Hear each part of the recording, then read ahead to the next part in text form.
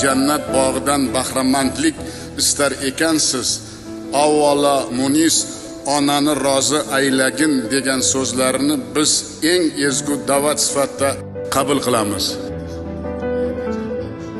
Bizlarga hamma vaqt kuch-g'ayrat, hayotga, kelajakka ishonch bag'ishlab kelayotganingiz uchun siz azizlarga har qancha tahsin va tasannolar aytsak albatta arziydi.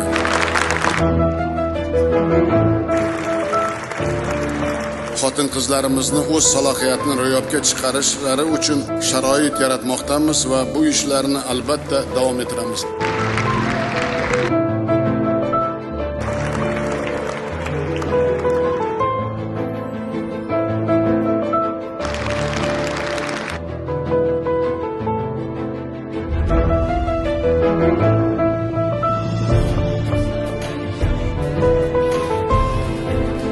Hayotimizda quvonchi, fayzu farishtasi bo'lgan muhtarama onaxonlar, hurmatli opa-singillar, aziz qizlarim, barchangizni sizlarning timsolingizda butun mamlakatimiz ayollarini Xalqaro xotin-qizlar kuni bilan chin qalbimdan tabriklayman. Bahor yangilanish, nafosat va ilhom fasli. Ana shu go'zal fasl bilan birga yurtimiz hayotiga fayz va baraka olib kiradigan, ilm-fan va taraqqiyotga o'zining beqiyos hissasini qo'shayotgan fidoyi ayollarimizning bayrami 8-mart kirib keladi. Yuksak salohiyat, mustahkam iroda va ilmga chanqoqlik bugungi zamonaviy ayol timsolini yaratmoqda. Ayniqsa Samarqand davlat universitetida faoliyat yuritayotgan olima va tahsil olayotgan iste'dodli qizlar o'z yutuqlari bilan nafaqat universitet balki butun mamlakatimiz nufuzini yuksaltirmoqda. Ularning ilmiy izlanishlari, yutuqlari va muvaffaqiyatlari yangi O'zbekiston ayolining yorqin qiyofasidir.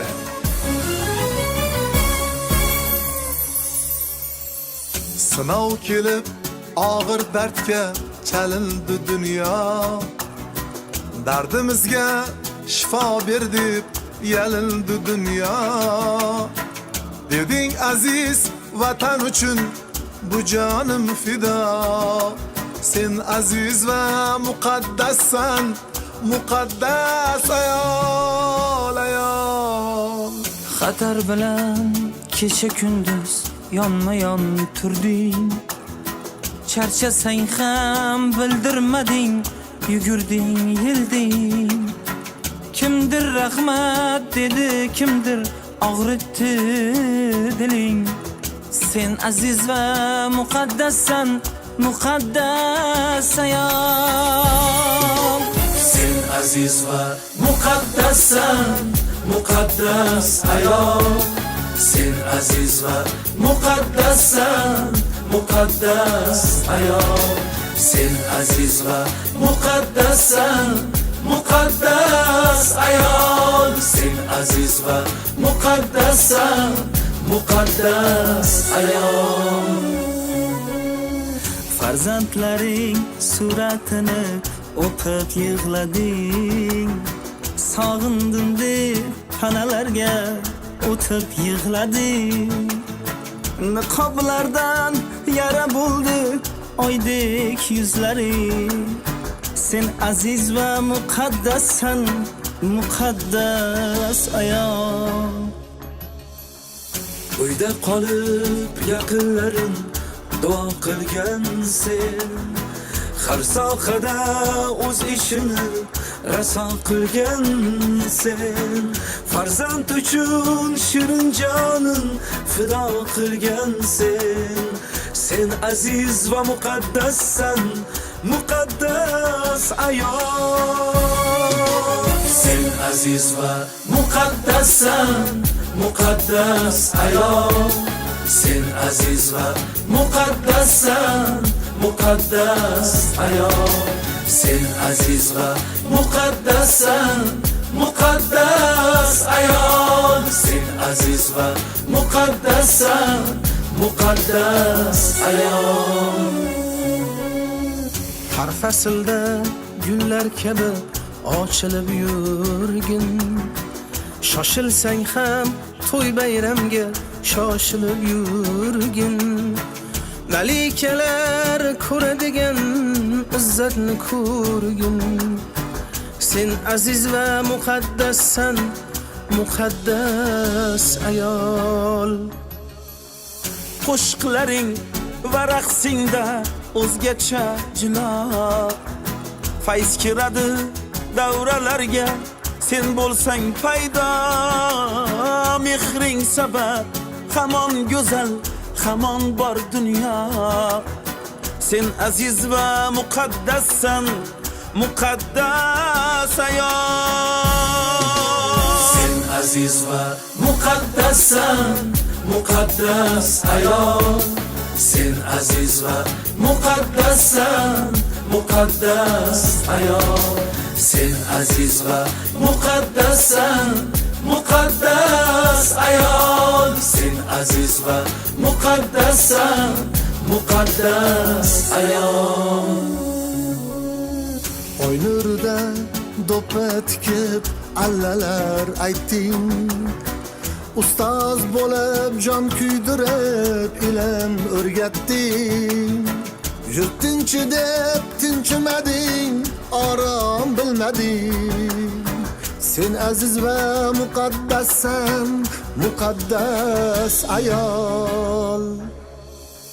Bahor seni sog'inibdi, aytdi bizlarga. Yuragingni to'ldirarkan mehrga, nurga.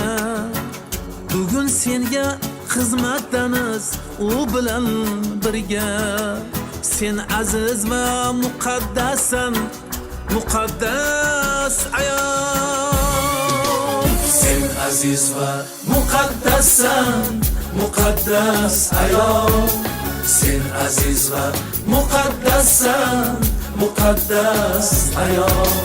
Sen aziz va muqaddassan, muqaddas ayol. Sen aziz va muqaddassan, muqaddas ayol. Söz O'zbekiston Respublikasi Prezidentining yordamchisi Saida Shavkatova Mirziyoyeva. Ayollari olimi bo'lgan millatdan daholar, bilimi va dunyoqarashi keng insonlar yetishib chiqadi.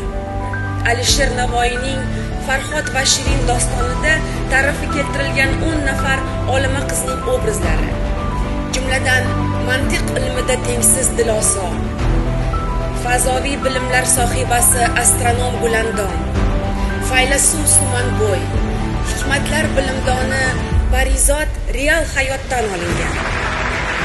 Olima ayollarni chinakam matonat va jasorat sohiblari deb bilaman va yuksak qadrlayman.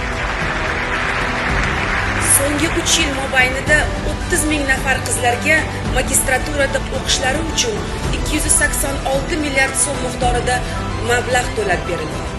Shuningdek, har yil bazaviy doktoranturaga qabul qilishda qizlar uchun qo'shimcha 300 ta o'rin ajratiladi. Rossiyada faoliyat yuritayotgan olimlarning 41% ayollardan iborat bo'lsa, Fransiyada bu ko'rsatkich 26, Germaniyada 28, Buyuk Britaniyada 38, Xitoyda 37, Janubiy Koreyada 18% ni tashkil etadi. Bizda bo'lsa, ilmiy faoliyat bilan shug'ullanayotganlarning 48% xotin-qizlardir. Muhtaram Prezidentimiz farmonlari bilan olima ayollar tanlovi o'tkazib kelinyapti. Bu ham ilm yo'lini tanlagan opa-singillarimizni olg'a qadam tashlashga undaydi.